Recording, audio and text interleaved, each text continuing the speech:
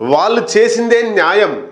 ప్రజా కోర్టులో శిక్షలు వేసేవారు, ప్రభుత్వానికి సమాంతరంగా జనాతన సర్కార్ను నడిపించేవారు. వాళ్ళు ఏం చెప్తే అదే చేయాలి. ఒకవేళ న్యాయం జరగకపోతే ప్రజా కోర్టులో శిక్షించేవారు. ఇంతకీ ఎవరి గురించి మాట్లాడుతున్నారని అనుకుంటున్నారా? ఎగ్జాక్ట్లీ మావోయిస్టుల గురించే మాట్లాడుతున్నా. గత కొన్ని సంవత్సరాల క్రితం తీసుకుంటే గ్రామంలో ఎవరికి అన్యాయం జరిగినా వాళ్ళ పక్షాన నిలబడేది మావోయిస్టులు. ప్రజా కోర్టులో శిక్షలు వేసేది. ఇట్లా ఆ జనాలను, ఆ గ్రామాలను గుప్పిట్లో ఈ మావోయిస్టులు పెట్టుకునేది. మరి నేడు అంతా కూడా తారుమారై వేళ్ల మీద లెక్క పెట్టుకునేటువంటి సంఖ్యలో మావోయిస్టులు ఉన్నారు. ఒక్కసారి మావోయిస్టులు మాయమైపోతున్నారు. మావోయిజం జాడ లేకుండా పోతుందేమో అనిపిస్తుంది. మావోయిస్టులు ఇక కనిపించరేమో అనిపిస్తుంది. మావోయిజం మరి ఏ విధంగా ముందుకు పోతుంది అనే ప్రశ్నలు లక్ష మెడలలో కదులుతున్నాయి. దేశవ్యాప్తంగా, రాష్ట్ర వ్యాప్తంగా మావోయిస్టుల సంఖ్య గణనీయంగా తగ్గుతుంది. ఒకవైపు ఆపరేషన్ ఖగార్ పేరుతో మార్చి 2026 31 కల్లా మావోయిస్టులను ఏరివేయాలని కేంద్ర ప్రభుత్వం కంకణం కట్టుకొని ఒకవైపు ఎన్కౌంటర్లు, మరొక వైపు లొంగుబాట్లు, ఇట్లా మావోయిస్టుల సంఖ్య రోజు రోజుకి గణనీయంగా వేల సంఖ్యలో ఉండేటువంటి మావోయిస్టుల సంఖ్య గణనీయంగా వందల సంఖ్యకు వస్తున్నది. Maoist party state committee member Kankanala Rajireddy alias Venkatesh సరెండర్తో తెలంగాణ స్టేట్ కమిటీ దాదాపు విచ్ఛిన్నం అయిపోయిందని, ప్రస్తుతం స్టేట్ కమిటీలో ఒక్కరు మాత్రమే మిగిలారని డీజీపీ శివధర్ రెడ్డి నిన్న ప్రెస్ మీట్లో మాట్లాడుతూ చెప్పిన విషయం మనం అందరం చూసాం. మావోయిస్టు పార్టీలో వివిధ హోదాల్లో పనిచేస్తున్న వారి ఇప్పటికీ 55 మంది ఉన్నారని పోలీసులు భావించారు. అయితే ఇక్కడ తాజాగా లొంగిపోయిన వారు ఇచ్చినటువంటి సమాచారం ప్రకారం ప్రస్తుతం తెలంగాణ రాష్ట్రంలో కేవలం 17 మంది మావోయిస్టులు మాత్రమే ఉన్నారని లొంగిపోయిన మావోయిస్టులు నిన్న డీజీపీ హయాంలో, డీజీపీ ఆధ్వర్యంలో సమాచారం ఇచ్చిర్రు.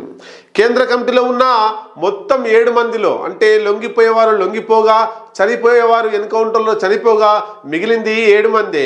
ఆ 7 మందిలో 4 తెలంగాణ వారు ఉన్నారట. మిగతా 3 వేరే రాష్ట్రాలకు సంబంధించినటువంటి వారు ఉన్నారు. అయితే ఇక్కడ మనం స్టేట్ కమిటీలో మొత్తం తెలంగాణ రాష్ట్రంలో 17 మంది మావోయిస్టులు ఉంటే దాంట్లో 4 కేంద్ర కమిటీలో ఉన్నారు, 5 రాష్ట్ర కమిటీలో ఉన్నారట. డివిజన్ కమిటీ మెంబర్లు 3 ఉన్నారు, ఏరియా కమిటీ మెంబర్లు 4 ఉన్నారు. పిఎంఎస్ ఒక్కరు మాత్రమే ఉన్నారట, పార్టీ మెంబర్ సంబంధించినటువంటి. మావోయిస్టు పార్టీ సెంట్రల్ కమిటీ కార్యదర్శిగా ఉన్నటువంటి తిప్పిరి తిరుపతి అలియాస్ దేవుజీ వివరిస్తున్నారని వెల్లడించారు. రాష్ట్ర కమిటీ కార్యదర్శిగా బడే చొక్కారావు అలియాస్ దామోదర్ ఉన్నారని, 4 ఏసీఎంస్ రాష్ట్రంలో యాక్టివ్గా ఉన్నారని నిఘా వర్గాలు తెలుపుతున్నాయి.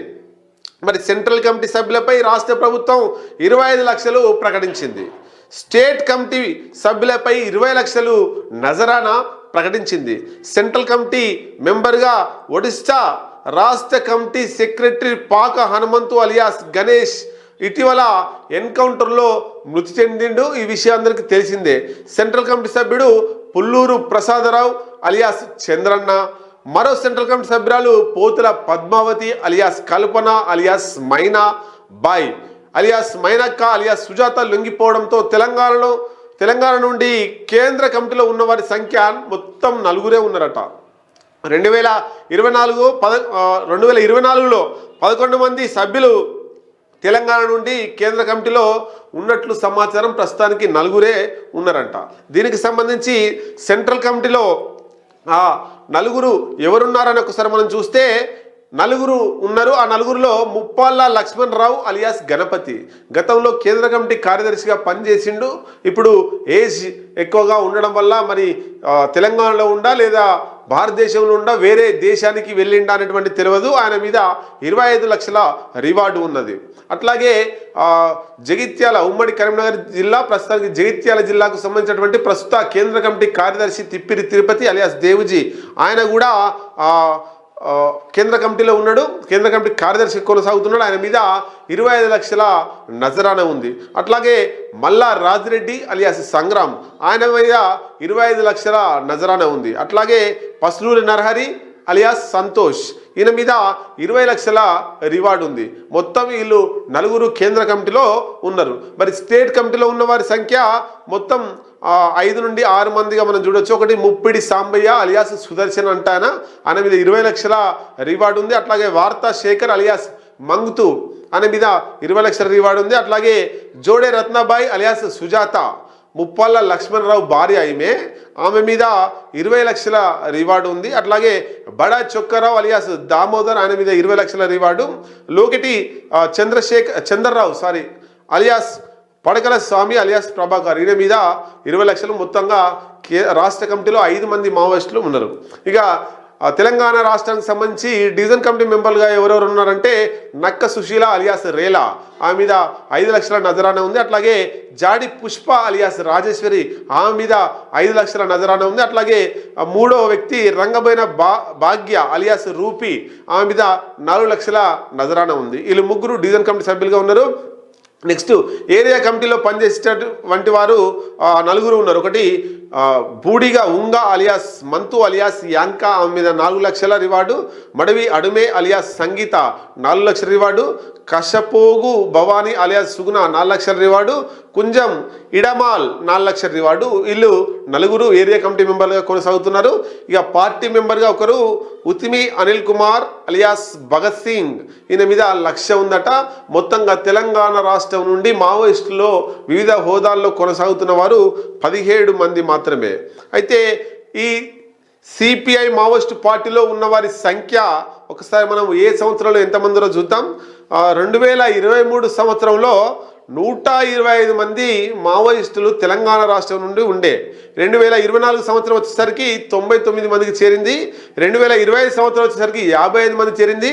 2026 వచ్చేసరికి కేవలం 17 మందికే చేరింది. మరి ఈ మావోయిస్టు పార్టీ ఇంకా తగ్గిపోతుందా? మావోయిస్టు పార్టీ మళ్ళీ పుంజుకుంటుందా? రాబోయే కాలంలో చూడాల్సిందే. ఒకప్పుడు వాళ్ళు చెప్పిందే వేదం,